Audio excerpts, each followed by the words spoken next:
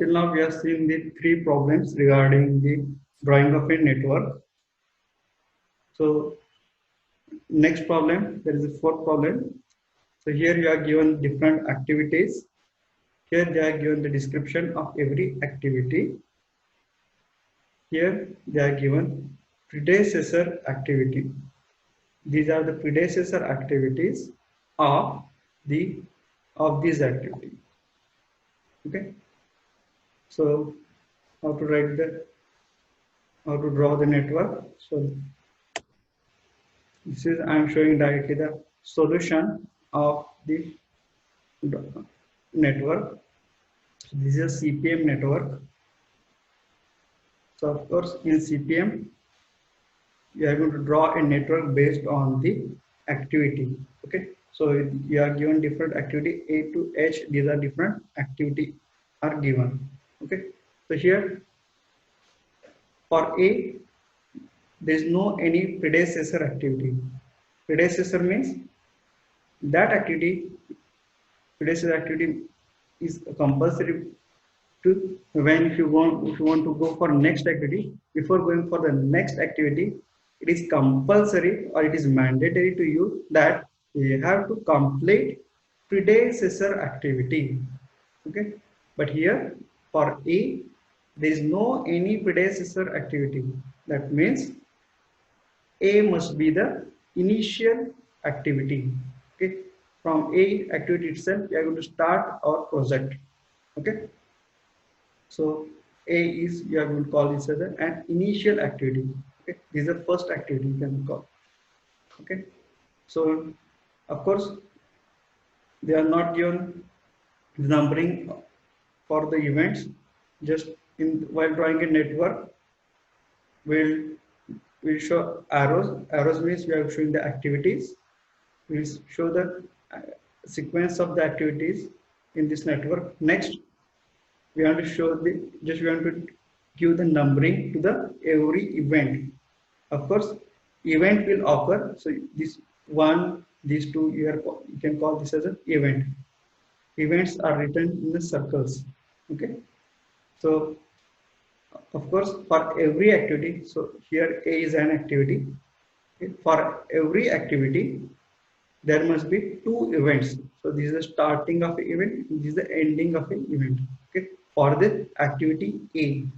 Okay, so for this you can call this as a tail of the activity. You can call this as a tail of the activity, and this arrow for this you can call this as a head of the activity. Okay, so based on this first part, that is A is not having any predecessor activity, just we are drawn only this much part. Okay, and just we are drawn only this much part. Next, for B, A is a predecessor activity, and again for C, A is a predecessor activity. For both B and C, A is a predecessor activity. It means activity B and activity C should start from end of the A activity. Okay, so A activity is over here or over here. So after this, B will commence and C will commence. Okay, so here you can call this B and C activity as bursting event. Sorry, bursting activities. Why I'm saying bursting? Because both these B and C activities are starting from a single event. Both B and C activities are starting from a single event. Okay, so this is second is the event. Okay, so from this single event, two activities are starting. That's why you can call these two as a bursting activities. Okay, here B and C are the bursting activities. Next, here D. For D, B is a predecessor activity. So I have shown over here D activity. For D, B is a predecessor activity. Okay, so now next part is for E, B and C are the predecessor. For E activity, B and C are the predecessor.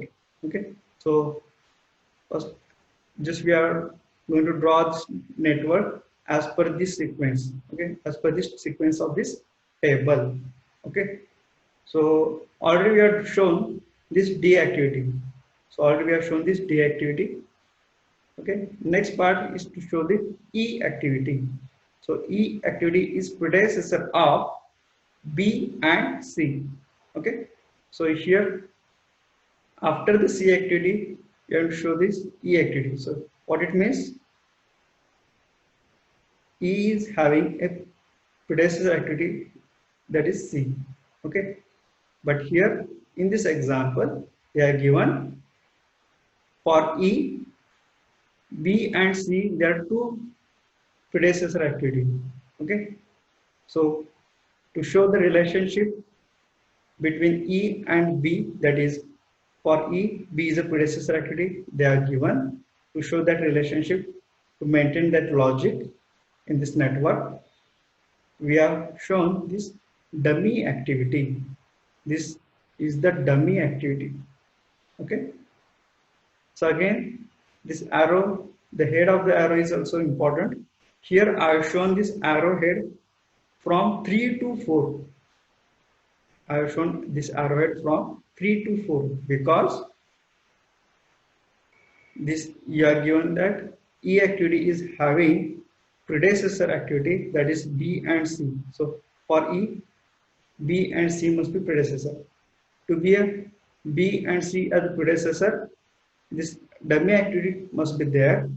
Okay, you have to put this dummy activity. I have shown this activity by the dotted line. Okay, remember, for dummy activity there is no need of any investment of the amount or any investment of the money or any different resources are not required.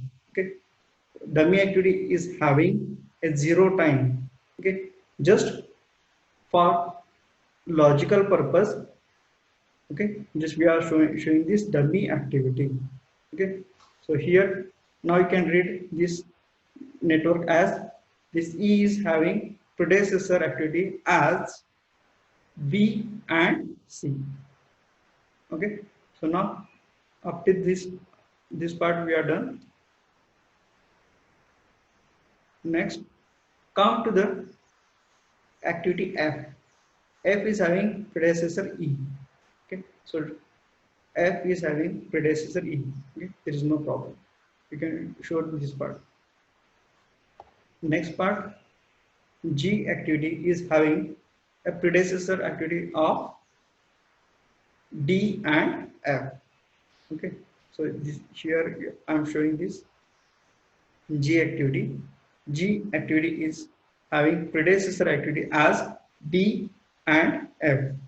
So here you can call this. So at this sixth event, D and F activity are merging at this single event. Okay, so you can call this D and F activity as merging activity.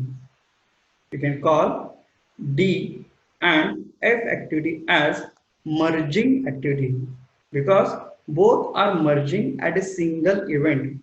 Both are merging at a single event. That's why you can call it as a merging activity. And here we have seen this part, that is B and C are the bursting activity because from a single event two activities are outgoing. From a single event two activities are outgoing. That's why it is called as a bursting event. B and C are the bursting event. Here for a single event two activities, that is D and F are the incoming activities. For a single event two incoming activities are there. That's why you can call D and F activity as merging activity. D and F you can call as merging activity. Okay. Next, last part of this example is for H activity, predecessor is G activity.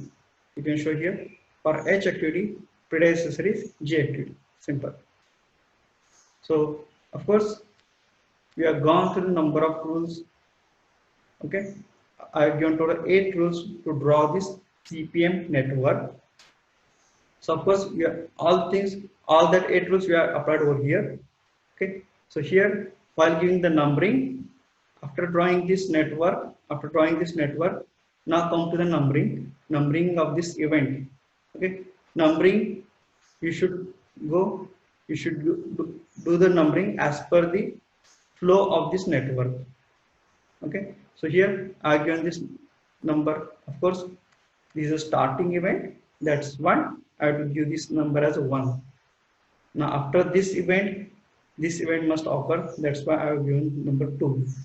Okay, after this 2 event, whether I have to give the here 3 number or here 3 number, this part is important, where I should give a 3 numbering, 3 over here or over here.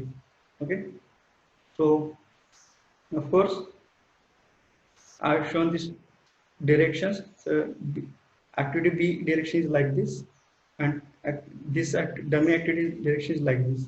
Is going from in the downward direction. Okay, so a flow must be maintained. Okay, that's one. To maintain a flow, after this 2, we will put over here a 3 number. Next, after this 3 number, 3 to 4. Okay, so I have to put here a 4th number. Okay, so this part is important, how to give the numbering. Numbering, we have to give sequentially. Okay, so of course here I have written 3, next I will give 4. This is the 4th activity, 4th event. In the circles we have to represent events. So these A, B, C, D are the activities. Now after this 4, you can call this as 5. Okay, after this 5, 6 is going to happen. Okay, so but this 6 is going to happen after 5 as well as after 3. That means this F and D activity here are the merging activity. That's why you can take this activity as a simultaneous activity. Okay, from 3 to 6 you can go directly. That means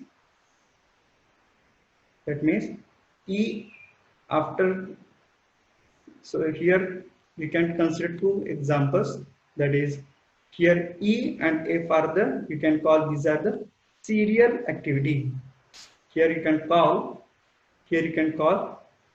E and F as serial activity. Okay, because F is dependent upon E activity. Okay, but now if you consider this total loop, this is 3 to 6 and this is 4 to 5 and 5 to 6. Okay, it means here this D activity is parallel activity to the E and F. This D activity is parallel activity to E and F. We can do this D activity simultaneously with the activity E and activity F. Okay, so likewise we can encode this total network.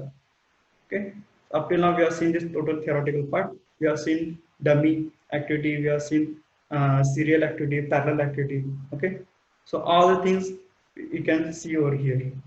Okay, so of course for every network there must be a single start and a single end. Okay, that means at start and at end there must be a single event. Okay, so this is also happening over here, so you can show.